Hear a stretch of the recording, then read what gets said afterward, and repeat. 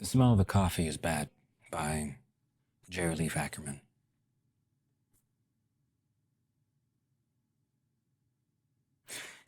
Interior Schmid dining room, morning. Alan Schmid, 43, rubs his nose. There's a smell here, and by golly, it's ruining his bacon pancakes.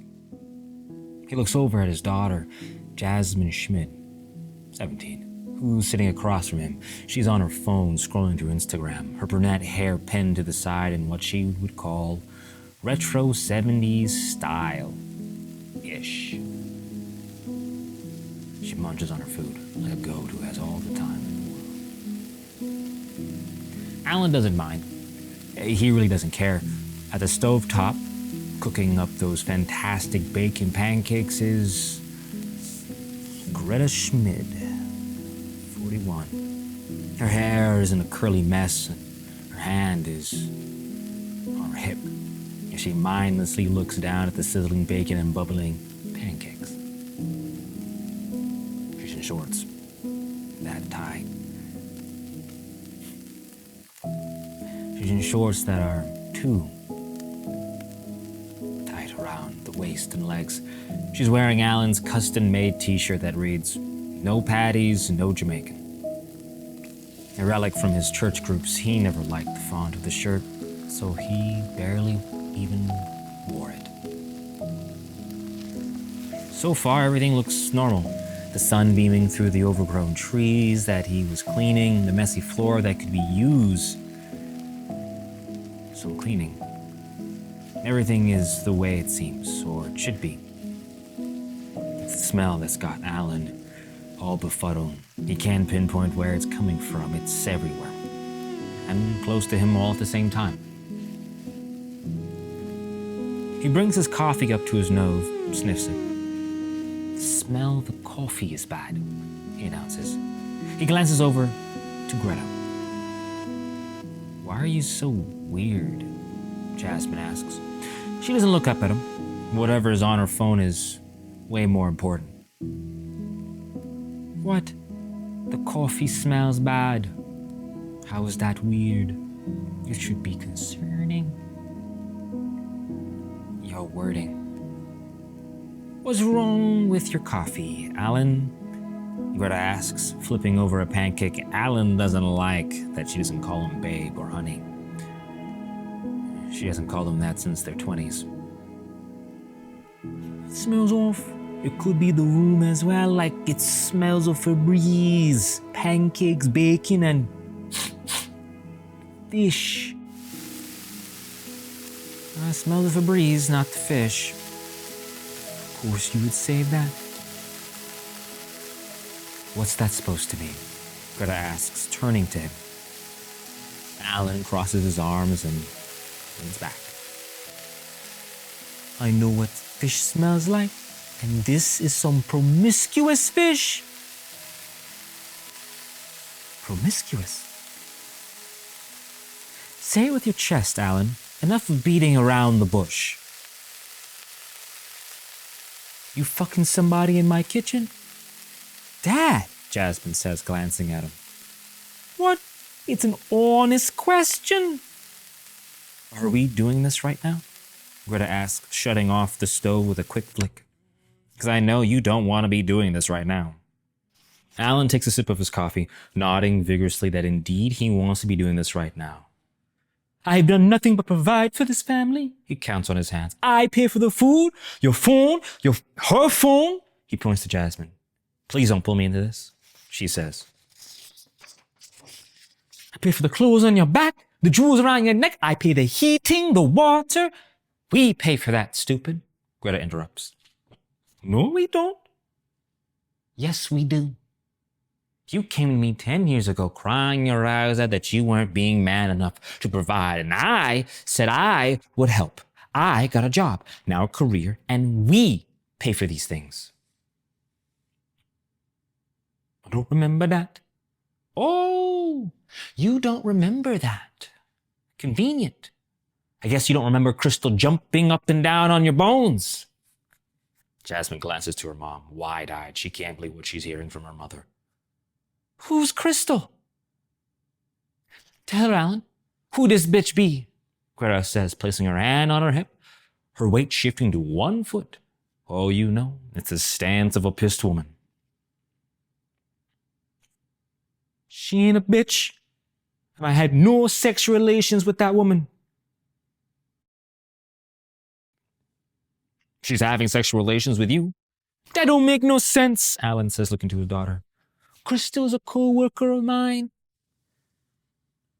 Oh, Jasmine says, taking in the information. A co-worker that you go on business trips with weeks on weeks, Greta mentions. Alan, dumbfounded, can't decide if he should nod or say something. His mouth is swishing through all the possible formations and his head jittering the same. She's a single woman. She's a single woman who don't need no man. Sure, she's a beautiful young woman, but that's it. Uh-huh. What about you and Jeff? The neighbor? Jasmine asks. What about Jeff? Greta crosses her arms. Alan takes note, and a grin grows on his smug face. Yeah, that white bastard in the 3-story house is arrogantly placed across from ours that I have to see every fucking morning when I wake up. You guys spend a lot of time together. We're in the same book club, idiot. Something you don't do. What? Read? I'm too busy for that. Jeff's not. Mom, you're not helping your case, Jasmine says. Shut up, Jasmine, Greta says, closing her eyes. She takes a moment to recompose herself. There's a list of comebacks she has loaded. No need to hold back. Jeff is my friend. I would even go so far as to say he's my best friend. Something you obviously failed at since you're more worried about making the money and having everyone in your house be in debt to you. Fucking ego. So you're fucking him? Alan asks. I'm not fucking you, obviously. Alan stands there flabbergasted. He can't believe it. Is she confessing? It sounds like a confession. All these years they're trying to make it work. Is it all ending here? Why the hell had they had Jasmine for? If he had known this was the kind of woman he married 17 years ago, he would have left her right away. Well, he thinks he would have left her right away. So just like your father, then? Oh my God, Greta says, rolling her eyes. Don't bring him into this. I think I will, since you also cheated on his partner. I'm not fucking Jeff. Sure, I'm not fucking Crystal. You know, I never liked your father. There was something about him that just always rubbed me the wrong way. The way he tries to be such a good man, trying his best to cover his eyes to make himself look better than he is. Isn't that what you do? Jasmine says. No, I'm an honest man. Alan begins to pace back and forth in the kitchen. And never once in my life have I ever thought of an affair. His hands behind his back as he spins around on a dime, facing his family.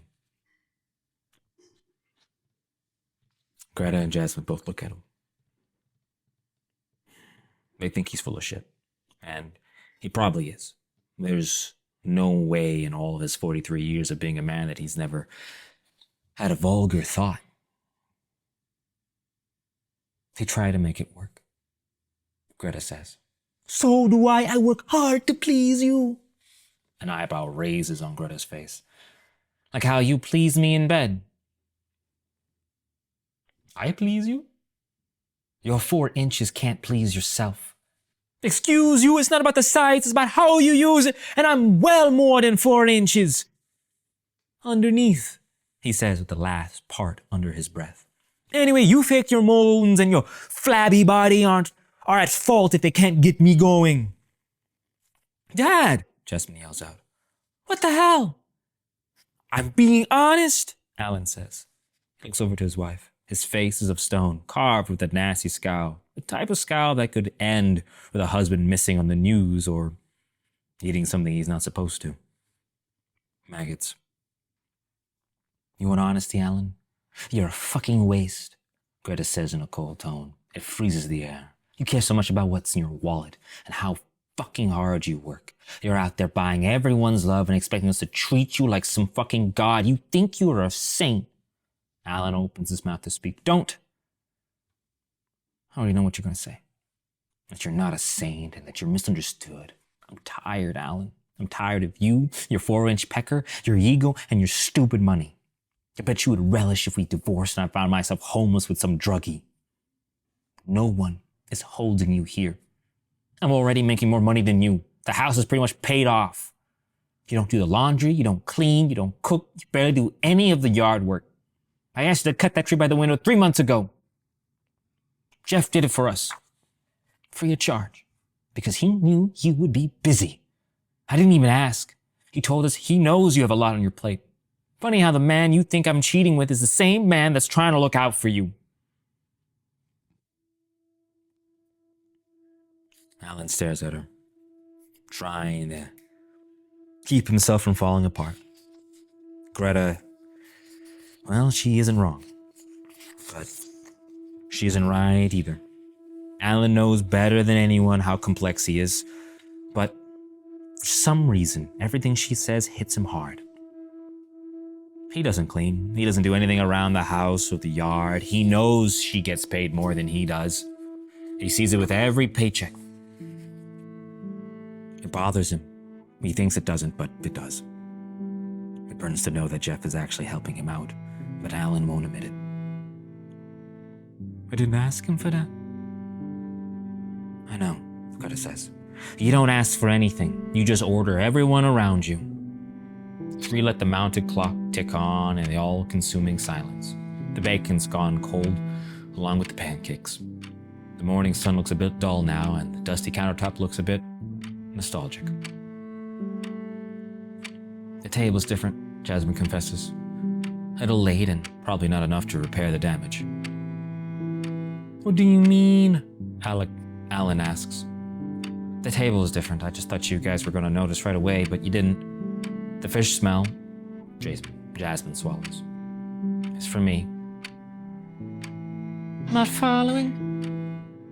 Oh my God, Greta says, piecing it together. What am I not getting? Mark and I had sex when you guys were out last night. On the table.